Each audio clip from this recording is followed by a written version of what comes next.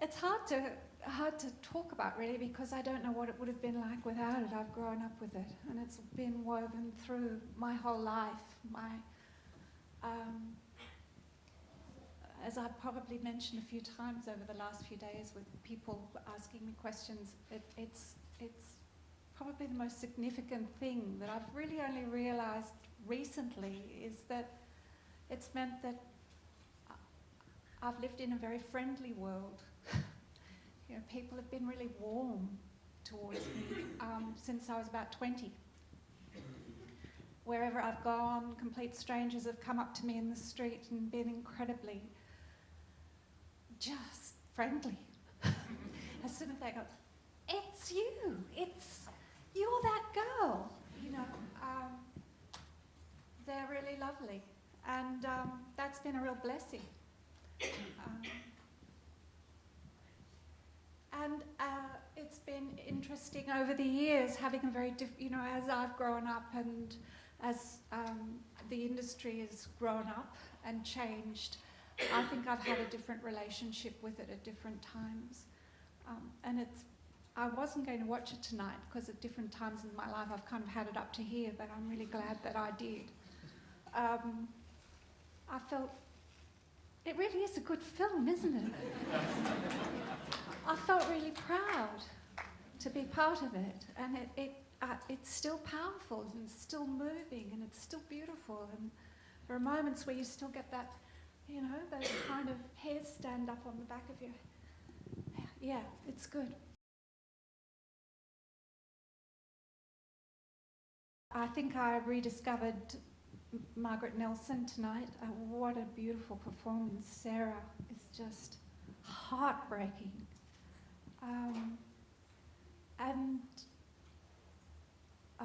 The Rock, just its beauty and its power just hit me like a ton of bricks tonight, because I've been there at different times just recently. Yeah, those were probably the two main things this evening.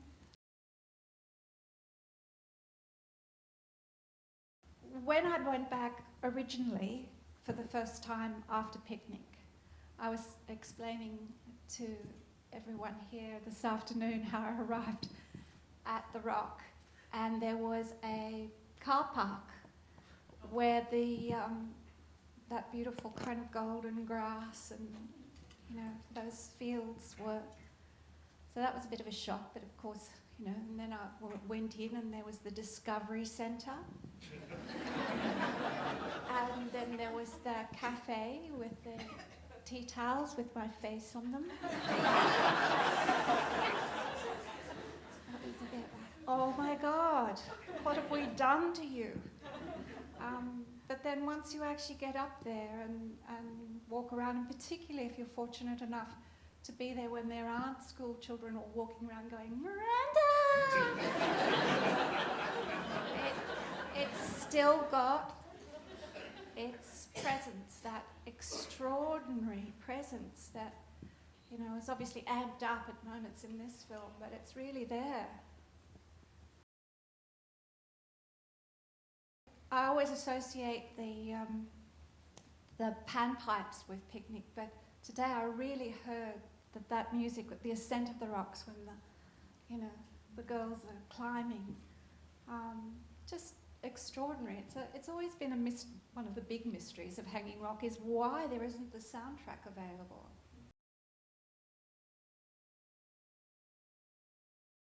It's so tiny, isn't it? And you were saying today, so comfortable. Very comfortable. Made to measure and light and airy. You know, it's like being naked, really, wearing that dress. I was looking at the Sarah costume in the film and remembering, I have this memory of coming to Martindale Hall in the early morning and seeing Pat Lovell, the late, great Pat Lovell, outside with ironing boards and starch, and you know how beautifully the little cap sleeves stood up you know, all carefully starched and ironed. That was Pat Lovell, the executive producer of Picnic at Hanging Rock. First thing in the morning at Martindale Hall. Yes, it's looking a bit floppy now. That was, yeah. And in terms of the dress, can you hear me? Am I speaking through properly? The daisies were, as you probably heard in the film, Miranda's favourite. And that's in the lace, and the butterfly symbolises the sort of, yeah, beautiful but brief life of Miranda. Judith Dorsman gave me my costume, the school uniform, and actually the gym uniform too. And Sarah's little smocky top. It's a theatrical tradition for the costume designer to give the leading lady the costumes at the end. So I was very lucky. I was talking today on radio about the fact it's the first time I've actually confessed it, but the fact that I lived in the country for a long time and kept all the costumes in an old sort of wardrobe. There are those wicker skips that they use in wardrobes, wardrobe departments, and all the costumes were in there. And I'd been in town working for quite a while, and when I came back, bush rats had gotten into the wicker skip, and they'd eaten a hole in the blouse that went with the gym uniform. And I was just horrified, and then I thought, oh my God, if they'd eaten the dress. You know, so it was at that point that I knew it was time to put them in more responsible hands. But I've been encouraged that, I was a bit ashamed to give them the rat-eaten gym uniform, but I've been encouraged today that they don't mind. They will accept them and even mend them.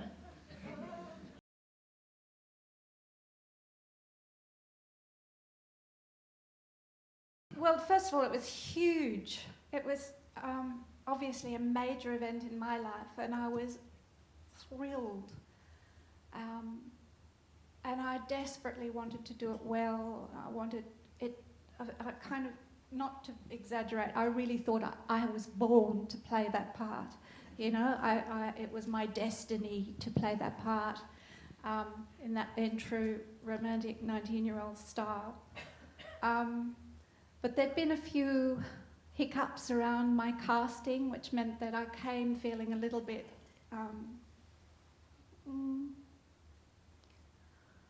disheartened, I guess. You know, I had been cast, and then I was uncast, and then I was recast. But the reason that I was told that I'd been recast was because the other girl was too big.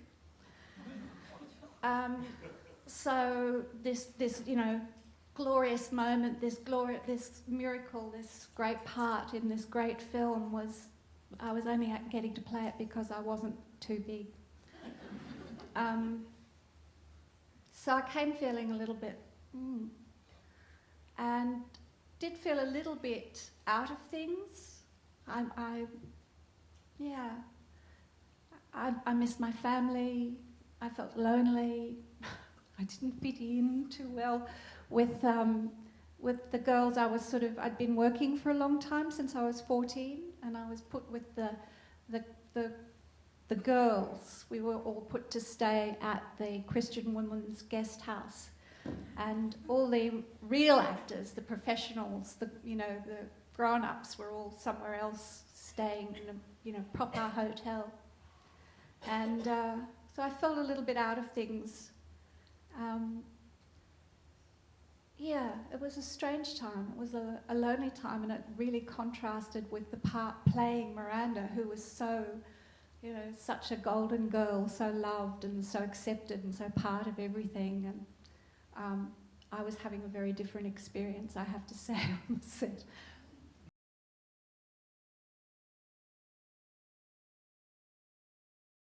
I saw it tonight for the first time in a long time. It's that scene,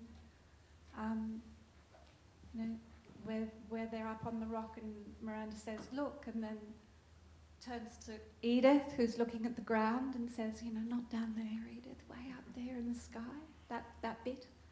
And I'd been doing that scene and just obviously not getting it right, because it was just like, and again, and again, and again, and again, and I didn't know what I was doing wrong, and I wasn't getting any clues.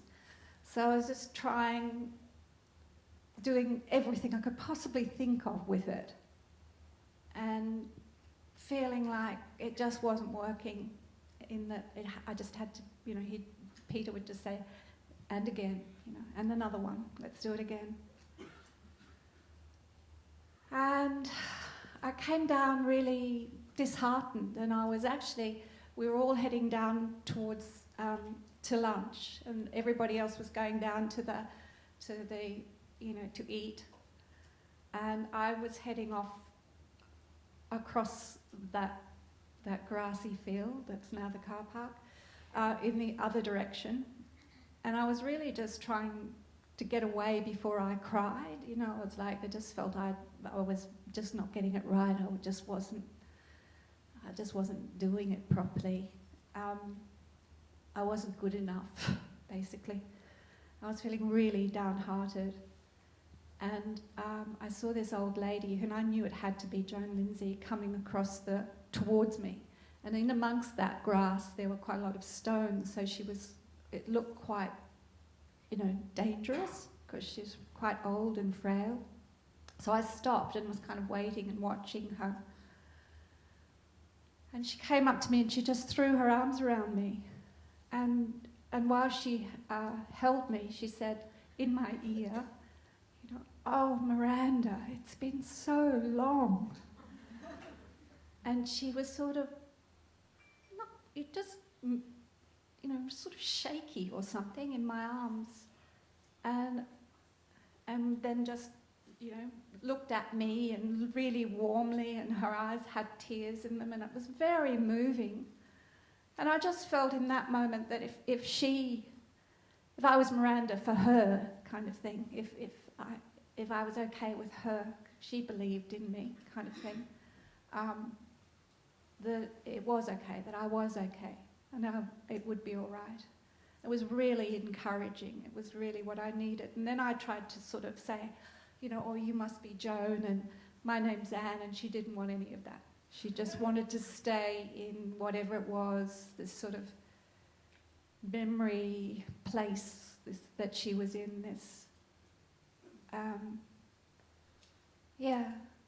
And that led me to believe that Miranda had existed in Joan's life, that she was based on a real person, and that there was something very true about this, you know, about the story. Maybe not in terms of the facts, but in terms of its, you know, symbolic meaning or its personal meaning for her.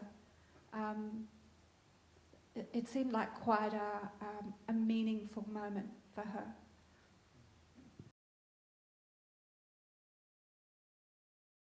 I would think that Miranda is not so much a character as an idea somehow, a quality, an essence, you know, and that quality and essence talks about something otherworldly, yes.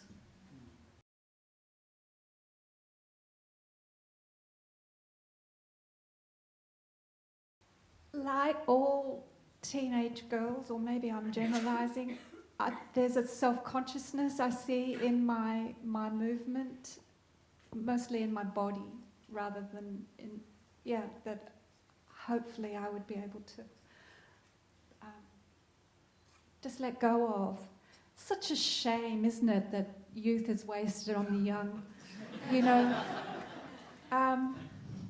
Yeah, I would have just, yeah, with the benefit of age, I would have just let go of, you know, that self-consciousness and all those ideas you have about your body, and, you know, just enjoyed it.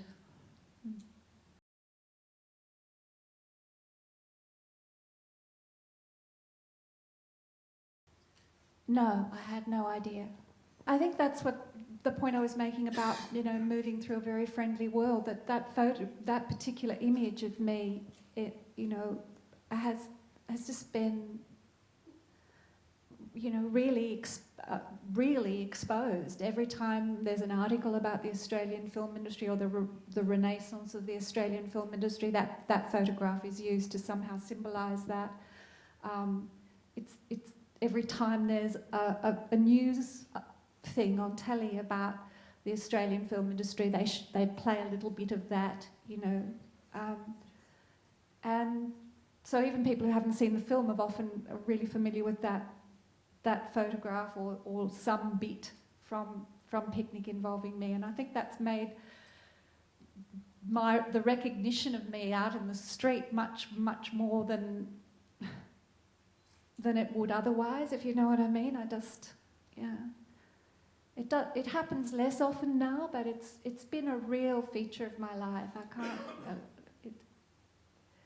you know, that virtually every day someone will say, you know, it's probably once, you know, less often now, but it's been a real thing.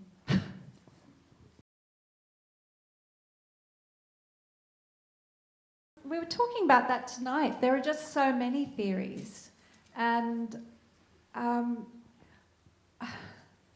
I suppose at the time in my head it was something sort of supernatural or something to do with when I was making the film. I had in my mind that it was something to do with time, you know, almost that there are sort of, you know, the risk of sounding insane, that there are sort of places on the planet, on the Earth, that somehow are, you know, wormholes of some kind into other time, into other dimensions or something like that. That was very vaguely, not very well thought out at all, was sort of what I was imagining was the answer while I was making the film. And when people started coming up with, you know, more pedestrian solutions like abductions or whatever, I kind of felt really disappointed with that. And I'm really, I like, as I've said often, I really like that it's a mystery. I think it's part of the reason that perhaps you're all here all these years later, is that it somehow plays on in your imagination. There's room for each of us to kind of imagine what on earth happened to them, you know. Whereas if it was solved, it wouldn't be nearly as interesting.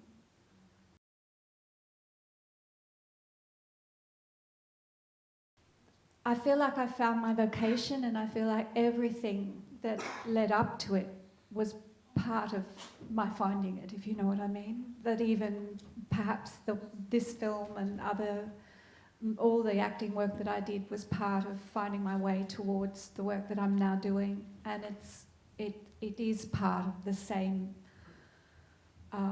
incredible curiosity, incredible fascination with what it is to be a human being and what goes on under the surface of us human beings, and that rich symbolic world that rich symbolic language that we all share and tap into, and that is well and truly expressed in this film, which I decided today is a very Jungian film.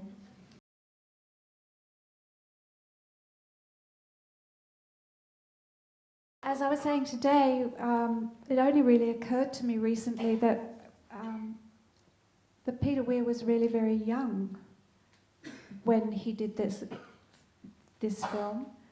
I know that because he was 10 years older than me, only 10 years older than me, which made him 29 when he made that film. And it makes, I don't know, I haven't worked with him since, so I don't know what he's like on set, but it certainly makes sense of it when I think back and think how in his own process he was, if you know what I mean. You know, I have memories of him sort of always off on his own. He wore a hat and sort of those almost like cricket pants, you know, those baggy cricket whites, And so he cut this quite romantic figure, you know, in the landscape with the hat and the baggy trousers, locked in sort of, you know, in thought, or deep in thought, or locked in sort of intense conversations with people. And so he was a bit of a distant figure and quite, you know, a bit on the mysterious side. And I desperately kind of wanted his approval and his seal of approval. I saw him being really kind of charming and, you know, with other people, but I didn't seem to see that side of him. He was more like the sort of strict teacher with me or something. But he had a lot on his plate, and I now understand why he was, you know, a bit self-absorbed, perhaps. Yeah.